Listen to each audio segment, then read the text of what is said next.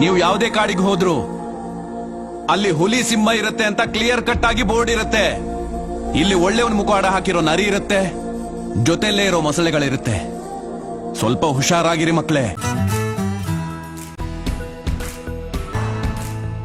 ಅವರು ಸಹಿ ಹಾಕಿ ಸರ್ಟಿಫೈ ಮಾಡಿದಂತ ವ್ಯಕ್ತಿಗಳು ತುಂಬಾ ಜನ ಇಂಪಾರ್ಟೆಂಟ್ ಪೊಸಿಷನ್ ಅಲ್ಲಿ ಇದಕ್ಕೆ ಸೇವೆ ಮಾಡ್ತಾ ಇದ್ದಾರೆ. ಮನುಷ್ಯನ ನೋಡಿ ಮನಸ್ಸಿನ ಭಾವನೆಗಳನ್ನ ಹೇಳೋ ಮಾಸ್ಟರ್. ಹೆಸರು Jagadish Bechalam, life coach, motivational speaker and face reading expert.